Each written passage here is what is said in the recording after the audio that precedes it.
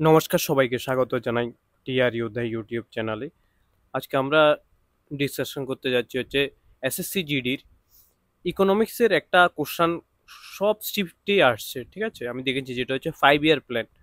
তো 5 year plan 5 বছরের পরিকল্পনা, যে 5 বছরের পরিকল্পনা, ওটাতে থেকে একটা কোশ্চেন আসছেই, প্রত্যেকটা শিপে আসছে। তো এটার জন্য আমি একটা লেকচার নিয়ে এসেছি 5 ইয়ার্স প্ল্যানের। যেই কোশ্চেনগুলো এসেছিল এর উপর ডিপেন্ড করে আমি পুরো 5 ইয়ার্স প্ল্যান আজকে ডিসকাশন করতে যাব। প্রথমত তোমাদের আমি বলে দিচ্ছি, যারা যারা জেআরবিটি এক্সামের প্রিপারেশন নিচ্ছ, জেআরবিটি 2 এর প্রিপারেশন নিচ্ছ, তোমরা আমাদের সুপার ব্যাচে অ্যাড হতে পারো। তোমরা জানো আমরা ডে ওয়াইজ টার্গেট দিই, ডে ওয়াইজ টার্গেট দিচ্ছি। ডে 1, ডে 2, ডে 3 এমন করে করে দিয়েছি। ডে 3 কমপ্লিট হয়েছে। উইকলি আমাদের 5 ডেজ টার্গেট হয়, উইকলি 5 ডেজ হয়। 2 ডেজ আমরা রিভিশনের জন্য দিয়ে দিয়েছি, ঠিক আছে? এর ভিতরে আমাদের ফায়ার সার্ভিসের ব্যাচটাও শেষ হয়ে গেছে মোটামুটি, কিন্তু আমাদের রিভিশন চালানোর সময় হয়ে গেছে ফায়ার সার্ভিসের জন্য। তো আমরা মানডে থেকে শুরু করব আবার ফায়ার সার্ভিসের এক একটা টপিকের উপর প্রিপারেশন আবার শুরু করে দিচ্ছি, ঠিক আছে? কারণ অনেক দিন আমরা 1 মাসের মতো ব্রেক নিয়েছিলাম মাঝে দিয়ে, ঠিক আছে? তো এখন আমরা এসএসসি যে ক্লাস শুরু করেছিলাম 20 আউট অফ 20 মার্কসের যে টার্গেটটা, এটা হচ্ছে তোমাদের ফার্স্ট যে থার্ড ক্লাস হবে পিওআইকিউ সিরিজের। নেক্সট ক্লাস আমাদের যেটা হবে এটা হচ্ছে স্কিমের উপরে। স্কিম ইম্পর্টেন্ট, স্কিমের উপরে একটা কোশ্চেন আসছেই। তারপর ডান্সের উপরেও একটা, আর ফেস্টিভ্যালের উপরেও একটা ক্লাস আসছেই কোশ্চেন, ঠিক আছে? তো এখন আমরা যেটা ডিসকাশন করবো সেটা হচ্ছে 5 ইয়ার্স প্ল্যান। আর তোমরা যারা যারা জেআরবিটির জন্য প্রিপারেশন নিতে চাইছো, অবশ্যই তোমরা অ্যাড হতে পারো আমাদের সুপার ব্যাচে মাত্র 400 রুপিসে। যদি তোমরা অ্যাড হতে চাও তবে যোগাযোগ করতে পারো 9216165730 এই নাম্বারে, ঠিক আছে? কথা বলে নাও। তোমাদের আমি বলছি এখন থেকে যদি প্রিপারেশন নাও, তোমরা যদি কোচিংয়ের প্রিপারেশন নাও, অনেক কোচিং আছে যেটা দেখেছি আমি 5 থেকে 5,000, ঠিক আছে, অনলাইনে প্রিপারেশনের জন্য নিচ্ছে, কোনো প্রয়োজনই নেই, ঠিক আছে? মাত্র 400 রুপিসে আমরা জানি। মানুষ নর্মালি অনেক কলেজ স্টুডেন্ট আছে, যারা যারা এবার 12 পাস করেছ, কলেজ আছে, হাউস ওয়াইফ আছে, তারা পসিবল না এত টাকা ম্যানেজ করা, ঠিক আছে? তো আমি তাদের জন্যই সব কিছু দেখে মাত্র 400 এইটা করেছি, মাত্র ব্যাস 400, যেটা হচ্ছে অনলাইনে হচ্ছে, ঠিক আছে? তো এখন আমরা শুরু করতে যাচ্ছি হচ্ছে আমাদের 5 years plan for SSC GD. আর যারা যারা জেআরবিটি 2 এ গ্রুপ সির এক্সাম দেবে, গ্রুপ সি পেপারের জন্য এই ক্লাসটা খুবই ইম্পর্টেন্ট, তোমরাও দেখে নিতে পারো এই ক্লাসটা, ঠিক আছে? গ্রুপ সির জন্য। তো প্রথম প্রথম ক্লাসে প্রথম যেটা হচ্ছে পঞ্চবার্ষিকী পরিকল্পনা 5 ইয়ার্স প্ল্যান। প্রথম 5 ইয়ার্স প্ল্যান যেটা হয়েছিল 1951 টু 1956-তে প্রথম 5 ইয়ার প্ল্যান হয়েছিল। এর প্রধান লক্ষ্য ছিল হচ্ছে কৃষিক্ষেত্রে উন্নয়ন ছিল প্রথম লক্ষ্য। মডেল যেটা ছিল সেটা হারোড ডোমার মডেল, ঠিক আছে? আর সাফল্য হচ্ছে কৃষি উৎপাদন বৃদ্ধি, দাম স্থিতিশীলতা, ঠিক আছে? প্রথম আমরা ওই সময় আমাদের জানো তুমি ফার্স্ট যে পার্লামেন্ট বসেছিল ওখানে 1951-56, সেখানে আমাদের ফার্স্ট পঞ্চবার্ষিক পরিকল্পনা হয়েছিল। কৃষিক্ষেত্রের মূল উদ্দেশ্য ছিল হচ্ছে কৃষিক্ষেত্রের উন্নয়ন, সাফল্য হচ্ছে কৃষি উৎপাদন বৃদ্ধি, দাম স্থিরতা। বিশেষ প্রকল্প হচ্ছে ভাগরানাঙ্গাল ড্যাম বা বাঁধ, ঠিক আছে? এটা ইম্পর্টেন্ট এতই না, কিন্তু ইম্পর্টেন্ট যেটা সেটা হচ্ছে প্রধান উদ্দেশ্য আর সাফল্যে আমরা কি কি লাভ করেছিলাম, ঠিক আছে? ওই সময় আমাদের প্রাইম পিএম কে ছিল ফার্স্ট? জওয়াহরলাল নেহরু, ঠিক আছে? আমাদের যে জেএল নেহরু ছিল হচ্ছে পিএম। ইম্পর্টেন্ট পিএম গুলো আসতে পারে, ঠিক আছে? নেক্সট যে পঞ্চবার্ষিকী পরিকল্পনা, দ্বিতীয় পঞ্চবার্ষিকী পরিকল্পনা, যেটা হচ্ছে 1956 থেকে 1961-তে হয়েছিল। ইন্ডাস্ট্রিয়ালাইজেশন লক্ষ্য ছিল, শিল্পায়ন, ইন্ডাস্ট্রিয়ালাইজেশন। আর মডেল ছিল হচ্ছে মহানাবিস মডেল। আর গুরুত্বপূর্ণ ভারী শিল্প, সরকারি খাত। এখানে ওই সময় আমাদের যে স্টিল প্লান্ট ছিল রাউরকেলা, তারপর হচ্ছে দুর্গাপুর, ডিএসপি দুর্গাপুর, এগুলো বানানো হয়েছিল এই শিল্পের উপর ভিত্তি করে। ফলাফল ছিল কিছু অগ্রগতি এবং কিন্তু মূল্যস্ফীতি বৃদ্ধি, ঠিক আছে? থার্ড যে পঞ্চবার্ষিকী পরিকল্পনা হয়েছিল 1961-66, উদ্দেশ্য ছিল কি? এটার লক্ষ্য ছিল স্বনির্ভরতা, আত্মনির্ভর অর্থনীতি গড়া। বাট সমস্যা ছিল 1962-তে। তোমরা কমেন্টে জানাবে যে যে থার্ড যে পঞ্চবার্ষিকী পরিকল্পনা হয়েছিল, থার্ড পঞ্চবার্ষিকী পরিকল্পনা, ওই পঞ্চবার্ষিকী পরিকল্পনাতে ওই সময় পিএম আর প্রেসিডেন্ট কে ছিলেন, এটা তোমরা কমেন্টে আমাকে আনসার করে জানাবে, ঠিক আছে?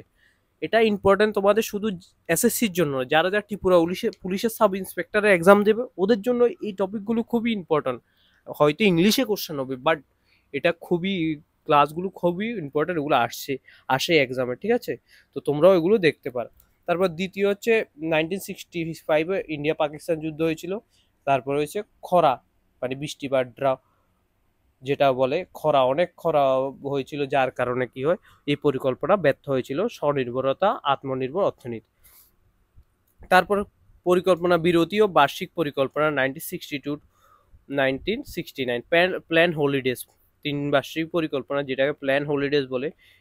ইম্পর্টেন্ট আছে এটা, আমি আবার বলছি, এখানেও তুমি প্ল্যান হোল্ডের সময় পিএম কে ছিল, প্রেসিডেন্ট কে ছিল, এটা তুমি দেখে নিও আর কমেন্টে জানিও, ঠিক আছে?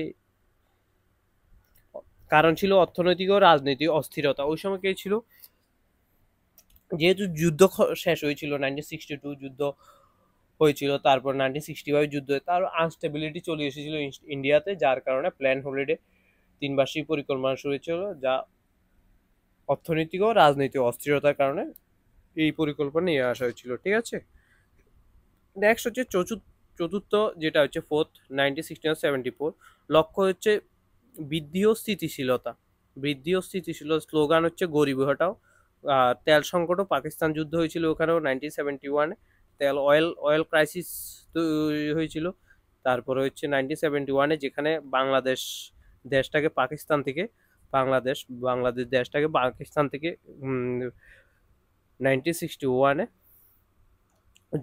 এটা, যে পাকিস্তান যুদ্ধ হয়েছিল, ওই যুদ্ধের কারণেই বাংলাদেশ দেশ গঠিত হয়েছিল, ঠিক আছে? ওই সময় পিএম ছিল আমাদের ইন্দিরা গান্ধী, এটা ইম্পর্টেন্ট। তারপরে হচ্ছে ইন্দিরা গান্ধী আমাদের ফার্স্ট প্রেসিডেন্ট, পিএম ছিলেন, ইন্ডিয়ার ফার্স্ট লেডি লেডিস পিএম হচ্ছে, বা ওমেন পিএম হচ্ছে ইন্দিরা গান্ধী, ঠিক আছে? নেক্সট যেটা হচ্ছে পঞ্চবার্ষিকী পরিকল্পনা 1974-69, দারিদ্র দূরীকরণ, মানে হচ্ছে আরেকটা হচ্ছে আত্মনির্ভরতা। প্রধান প্রস্তাব ছিল মিনিমাম নিডলস প্রোগ্রাম, আর 1970 সালে জনতা সরকার কর্তৃপক্ষ স্থগিত, এটার প্রয়োজন নেই, তোমাদের এটা জানতে হবে না। যেটার লক্ষ্য হচ্ছিল ফিফথ পঞ্চবার্ষিক পরিকল্পনা, দারিদ্র দূরীকরণ, ঠিক আছে? দরিদ্রতা, গরিব যে ছিল তাদেরকে দূরীকরণের যেটা প্রসেস ছিল, ওটা এই পঞ্চবার্ষিক পরিকল্পনার লক্ষ্য ছিল, ঠিক আছে? এই হচ্ছে তোমাদের কোশ্চেন। মেইন হচ্ছে তোমাদের লক্ষ্যগুলো তোমাদের এক্সামে দিয়েই দেয়, এসএসসি জিডিতে এক্সামে তোমাদের লক্ষ্যগুলো আসবেই। এই যে 12টা থেকে একটা কোশ্চেন কনফার্ম আসবে, আমি বলে দিচ্ছি, কনফার্ম আসবে। তারপর হচ্ছে যে আমাদের গভর্নর আছে, বিভিন্ন স্টেটের গভর্নর আর লেফটেন্যান্ট গভর্নর, এগুলো থেকে একটা কোশ্চেন আসবেই তোমাদের এসএসসি জিডিতে, ঠিক আছে? তোমরা অবশ্যই এগুলো দেখে নেবে। ষষ্ঠ পরিকল্পনা 1982-1985 হচ্ছে পুনরারম্ভ, ইন্দিরা গান্ধীর নেতৃত্বে দারিদ্র দূরীকরণ, লক্ষ্য ছিল হচ্ছে দূরীকরণ, কর্মসংস্থান, বিভিন্ন সমাজ কল্যাণমূলক প্রকল্প শুরু হয়েছে, স্কিম শুরু হয়েছিল। তোমরা জানো 2014-এ আমাদের যে নরেন্দ্র মোদী সরকার এসেছিল, তখন থেকে যতগুলো স্কিম আসে, আমি তোমাদের 100% গ্যারান্টি দিয়ে বলছি, যতগুলো 2014 থেকে স্কিম এসেছে, এর থেকে একটা কোশ্চেন তোমাদের এসএসসি জিডিতে এক্সামে পাবেই, কনফার্ম একটা পাবেই। 12 ইয়ার, যে 5 ইয়ার্স প্ল্যান আছে, এর থেকে একটা কোশ্চেন তোমাদের এক্সামে পাবেই তোমরা, ঠিক আছে? নেক্সট যেটা হচ্ছে সপ্তম, যেটা 85-90, দ্রুত অর্থনৈতিক বৃদ্ধি, সামাজিক ন্যায় ও উন্নয়ন হচ্ছে তথ্য প্রযুক্তি, শিক্ষা, ইনফরমেশন টেকনোলজি, আর হচ্ছে শিক্ষার যে এডুকেশনের উপর ধ্যান দিয়েছিল হচ্ছে সপ্তম পরিকল্পনায়, ঠিক আছে? দেন অষ্টমটা এতই ইম্পর্টেন্ট ছিল, অষ্টম, কারণ এখানে 1991-এ লিবারাইজেশন হয়েছিল, অর্থনৈতিক উদারীকরণ শুরু হয়েছে 1991। তখন ছিলেন আমাদের ডক্টর মনমোহন সিং, তৎকাল ফাইন্যান্স মিনিস্টার ছিলেন উনি।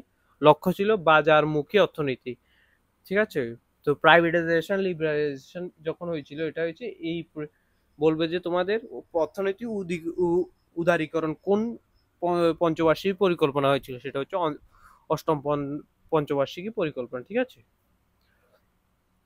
নেক্সট কোশ্চেন নবম হচ্ছে 1997-2002, উদ্দেশ্য ছিল হচ্ছে সমতা ও টেকসই উন্নয়ন, আর নারীর ক্ষমতায়ন ও দারিদ্র হ্রাস, ঠিক আছে? এগুলো একবার পড়ে। দশম ছিল লক্ষ্য ছিল জিডিপি 8%, আর ফোকাস স্বাস্থ্য, শিক্ষা, অবকাঠামো। নেক্সট হচ্ছে একাদশ ছিল হচ্ছে 2007 থেকে 2012, মূল ছিল ইনক্লুসিভ গ্রোথ, সমগ্র সমাজের জন্য উন্নয়ন, দারিদ্র ও বেকারত্ব হ্রাসের, এটা ছিল হচ্ছে 9 একাদশ। দেন হচ্ছে দ্বাদশ 12 ছিল হচ্ছে 2012 টু 2017। 2012 টু মূল উদ্দেশ্য হচ্ছে ফাস্টার সাস্টেনেবল অ্যান্ড ইনক্লুসিভ গ্রোথ, শেষ 5 বছর মেয়াদি পরিকল্পনা। 2015 সালে এই পরিকল্পনার কমিশনের বিরুদ্ধে নীতি আয়োগ গঠিত হয়, ঠিক আছে। নীতি আয়োগ গঠিত হয়েছিল 2015 সালে, ঠিক আছে। তখন থেকেই এই 5 ইয়ার্স প্ল্যান শেষ হয়ে গেছে। প্ল্যানিং কমিশন এসেছিল, তারপরে 5 ইয়ার প্ল্যানও শেষ হয়ে গেছে, নীতি আয়োগ গঠিত হচ্ছে। নীতি আয়োগ তোমাদের কোশ্চেনে আসতে পারে, নীতি আয়োগের চেয়ারম্যান কে? নীতি আয়োগের চেয়ারম্যান হচ্ছে পিএম নরেন্দ্র মোদী, আর এটা সিইউকে নীতি আয়োগের সিইউকে তোমাদের এক্সামে আসতে পারে, তোমরা অবশ্যই কমেন্টে জানাবে যে এর আনসার কি হবে। যে নীতি আয়োগ, যে 2015 সালে নীতি আয়োগ গঠিত হয়েছে, এর সিইওকে, ঠিক আছে। এই হচ্ছে তোমাদের যে যতগুলো 5 ইয়ার্স প্ল্যান আছে, এর যতগুলো 12টা 5 ইয়ার্স প্ল্যান ছিল আর নীতি আয়োগের উপর যে কোশ্চেনগুলো ছিল এগুলো। তো আজকের ক্লাস এখানেই শেষ হলো। তোমাদের আমি আবারও বলছি, এসএসসি জিডির জন্য তোমাদের এই যে জিকে সিরিজটা চলছে, জিকে সিরিজটা বেশি দিন 50 to 55 ক্লাস হবে, এর ভিতরেই তোমার কমপ্লিট হয়ে যাবে, ঠিক আছে। এখন থেকে আমরা জিকে সিরিজের সাথে সাথে একটা স্ট্যাটিক স্টপিজ অ্যাড করে দেবো, যেখানে আমরা পোর্ট, তোমরা কমেন্টে জানিয়ে যে এটা শুরু করব কিনা, যেখানে আমরা বন্দর, তারপরে হচ্ছে ন্যাশনাল পার্ক, এগুলো যতগুলো স্ট্যাটিক কোশ্চেন আছে এগুলো শুরু করবো, ঠিক আছে। আর যারা যারা যে আরবিটি প্রিপারেশন নিচ্ছ, যে আরবিটি 2 এ তোমাদের আবারও বলছি, তোমরা আমার যে সুপার ব্যাচে আছে, সুপার 100 ব্যাচে তোমরা অ্যাড হতে পারো, মাত্র 400 রুপিসে আমরা এর প্রিপারেশন করছি যে আরবিটির জন্য, ঠিক আছে। তো ধন্যবাদ সবাইকে। সাবস্ক্রাইব করো টিআর যোদ্ধা ইউটিউব চ্যানেলকে। তোমরা অনেকে ভিডিও দেখছো কিন্তু সাবস্ক্রাইব করছো না, আমি আবার বলছি সাবস্ক্রাইব করে দাও। ধন্যবাদ, থ্যাংক ইউ, জয় হিন্দ।